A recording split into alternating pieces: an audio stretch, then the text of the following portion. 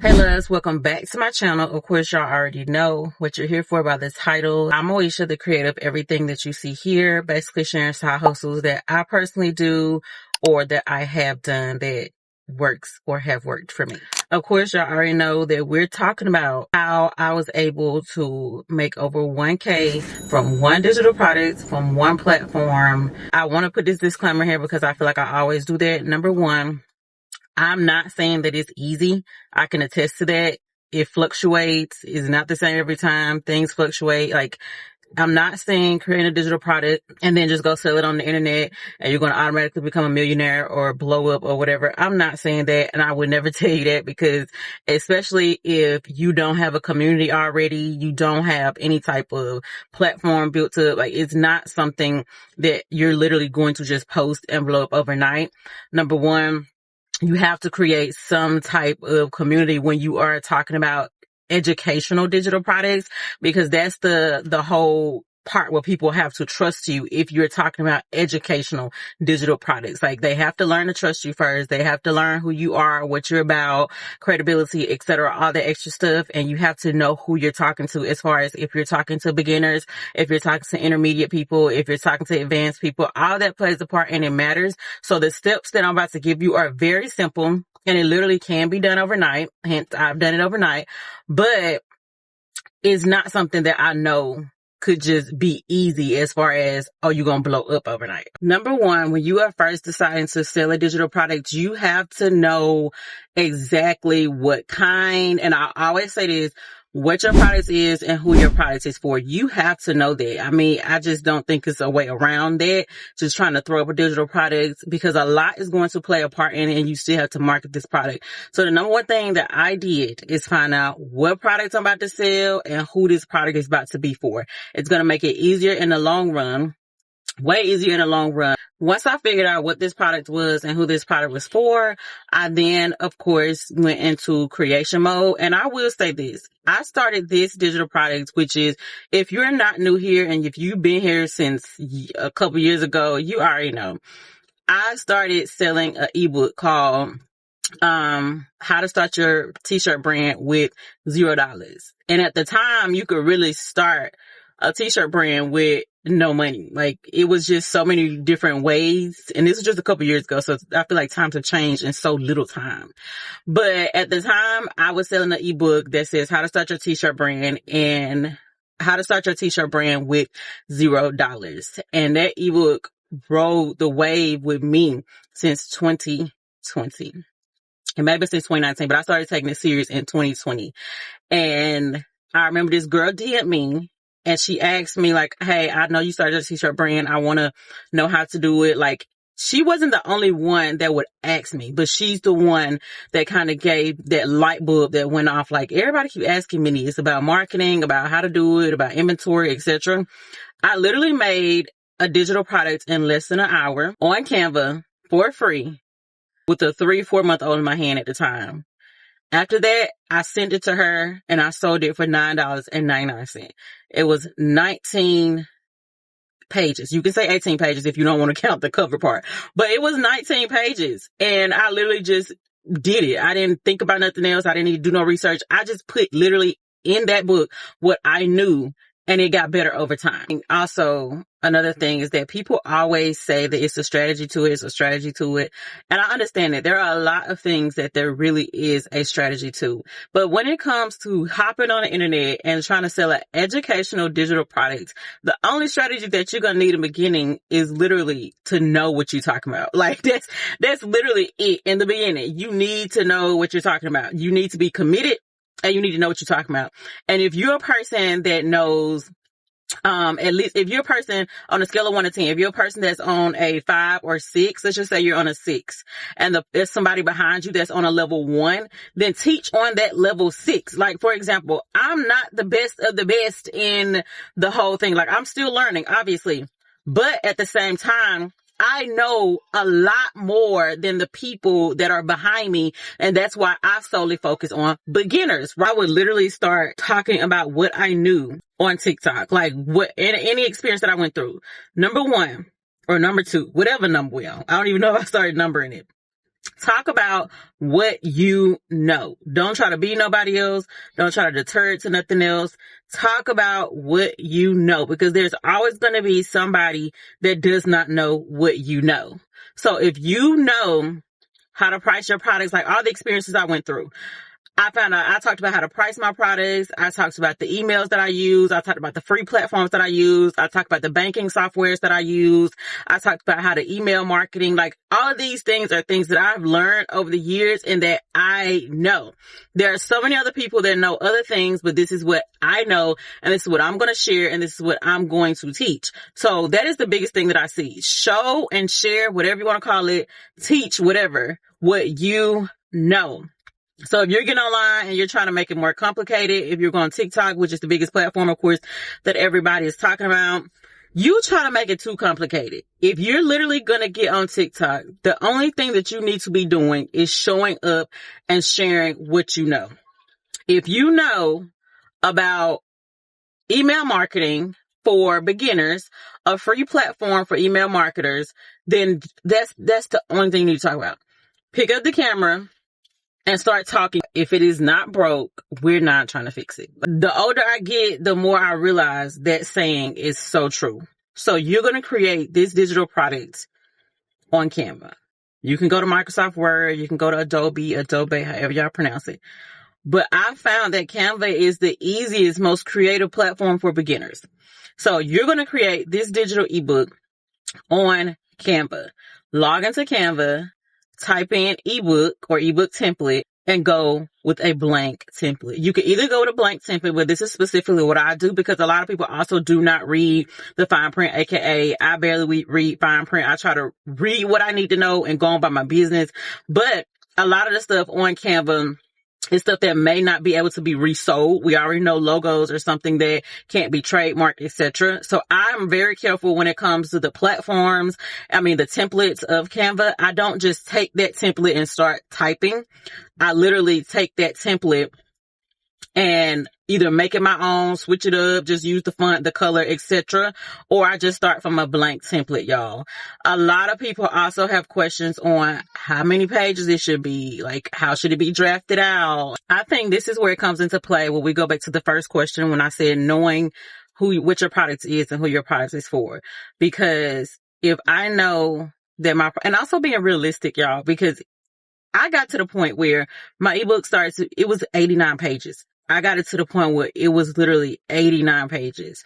And I had to sit down and ask myself, like, yeah, that's okay. There's no rule book. There's no law that says your ebook has to be a certain amount of pages. I think that you just have to know your audience, know who you're talking to, and also be realistic. So for an ebook, we usually an educational ebook. We usually want to get straight to the point with an educational ebook. So for my ebooks to have gone to 89 pages, I would say, yeah, Moesha, girl, do you want to read 89 pages? So I then turned it into a webinar, which is something that people could be driving and listening to. Like they could be cooking and listening to it versus trying to sit down and read it. You know, I think you just have to know who your audience is at this point. But what I would do is I would sit down and go on my notes in my phone and I would just rough draft everything that I know. So if you're somebody who is trying to figure out how many pages, don't focus on how many pages right now. Rough draft everything that you need to know and type it down in your notes in your phone. And then we'll get to that point when we're in Canva and we're starting to put it all together and create it. If you get to the point where you at 89 pages, then we could either make a part 1 of an ebook, part 2 of an ebook, or then we can go to webinars. After we have found out what our product is, who our product is for, and then now we went into the creation mode on Canva. We downloaded it and now it's time to sell it. So of course, I'm going to always tell y'all to go through Gumroad or Stand Store, even Shopify. But here's my thing, of course, if you're going through Shopify, notice you're going to either be making a good old landing page or a whole website, which is what a lot of beginners typically don't want to do in the beginning. And that's okay in the beginning. So Gumroad is a platform that's free, but they do charge a 10% per sale. But y'all always know, I'm going to tell y'all, sometimes we be worried about the wrong thing. Okay. If you worry about 10%, if you are pricing your products correctly, the next thing you need to be doing is adding that 10% into the cost of your product. So, hey, it's a win-win. You lose nothing. If you don't make a sale, you don't pay them anything. Once you make a sale, they'll automatically take that 10% out though.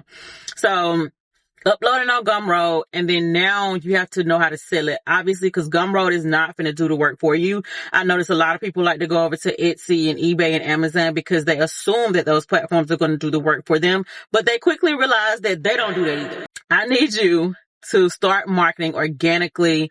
Learn to market organically. Because if you trying to jump to paid marketing and people don't realize with paid marketing, you still need to have that foundation set. You could pay an influencer, you could do ads all day long, but if your foundation is not set, your landing page, website, whatever you have will not convert. So you'll just be wasting money.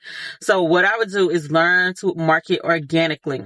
Go on the people's pages. Y'all know that saying success leaves clues or whatever. If you need to know like some typical questions that people have that's in the niche or community that you're talking to, you can always go to Answer the Public. So when you go to Answer the Public and you type in keywords, they're literally going to give you the when, the what, the how, all these different types of things that you're going to, or that people are asking, that the public is asking about this topic that you are talking about. So that way you can always form content from it, which is, of course, YouTube videos, TikTok videos, and you can answer these same questions in your digital product. Go on the people pages, TikTok accounts, YouTube. I think those are going to be the best accounts, social media accounts. Go on their page of the people niche. If they're in the same niche that you're in, they're talking about the same stuff. I tell people this all the time.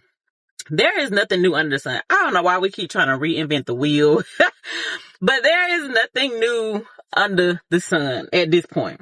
Okay. At this point, really, the only thing is what you bring to the table. It's always going to be different, because even if you bring the same topic to the table, the way you present it is always going to be different because it's you. So go on these people pages who are in the same niche and community as you are, and see how their videos are structured. See if their videos seemingly successful. Obviously, we can only see from what is on the outside, which as far as, if the videos getting views, what are their comments looking like what is their page layout looking like? What are their hooks on their videos looking like? How are they presenting themselves? Are they presenting themselves as themselves? Like, all of that matters when it comes to keeping the viewer attention, keeping people entertained, getting them hooked into what you're talking about immediately. You need to go, especially if you're starting from absolutely nothing and scratch. You're going to be testing out different content to see what's going to work best for the audience that you are building, and what videos they're going to be entertained with more, what videos they're going to like better, etc. What you're going to need to do is look at and see how their videos are structured and formed. Once you do that, then now it's time for you to take that same structure, or of course we're twisting it and we're testing different content, y'all. So when I say different content, I mean, most of the time my audience was performing better when I talked to the camera versus text over screen is a video that wasn't doing the best at first. And of course, it's going to fluctuate, because a text over screen video is definitely one of the videos that got over 1 million views of mine.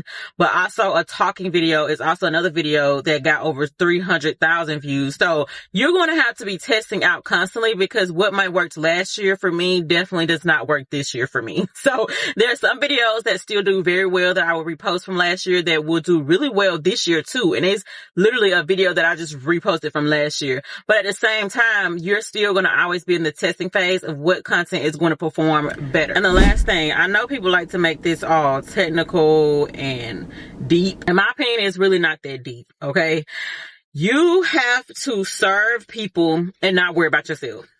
And no matter what type of business you start, even if you're going to start a whole physical product business and not do digital product, it doesn't matter if you decide to sell lemonade on the side of the road.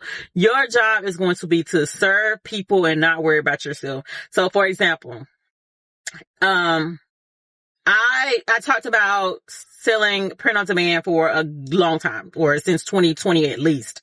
I've been talking about starting a print on demand clothing brand. I've been talking about the ins and outs of the clothing brand, the marketing, I've been talking about all that. But after a while, I noticed that my audience and my community was getting stuck on the marketing. Like, they were like, okay, I can make the sale, or I can't make the sale, or I'm making a little bit of sales, but I feel like I can make more sales. They were getting stuck in that I created it and everything, Moesha, but now how did you market it? How do I market this? So I decided to start talking about marketing. That's me listening to them and creating what they want. Another thing is, my audience, if I'm talking about print on demand, 9 times out of 10, y'all know I'm telling you that I'm going to tell you to go on Shopify. I think that's the best platform. And this is coming from somebody who has tried multiple different e-commerce platforms. I think Shopify is the best platform to work with. So if I'm telling you to work on Shopify, I noticed that my audience was telling me that Shopify is too hard for them, that I don't know how to work Shopify, that I don't know where to start on Shopify, like all these different things. So what did I do? I made a whole live free class teaching them how to navigate through the whole Shopify back end, front end, etc. on teaching them about Shopify. That is listening to my audience. That's listening to them to see what they want. Not only does that work for them, that works for you, because if you're putting out stuff that people don't want, nobody is going to buy it. But because I was listening to what they said they wanted, and I was creating my content, my products around what they wanted, then of course they were going to buy it because they already been talking about it. So my thing is to always do this concerning, like, obviously you want to make the money. Obviously you want it to be a side hustle, whether you want to make $100. I don't care. I say put it all the time. If you make $100, it's extra $100 that you didn't have at first. So whether you want to make an extra $100 a month, whether you want to make $500 or $600, $1,000, whatever that you set that your goal is for your type of freedom or for your plan or whatever you want to do, then always keep in mind still that the more that you serve other people, the more that you're going to get served, the more that's going to come back to you regardless. So if you like this type of content, if this helped you out even just a little bit, I know it was quick and simple, in my opinion, straight to the point, then make sure that you hit the subscribe button, like this video, comment, share it, etc. But also, I'm going to leave all the resources that you need to get started today, ASAP. Whether you're starting a side hustle, whether you want to do it full blown, I'm going to leave all the resources that you need down below.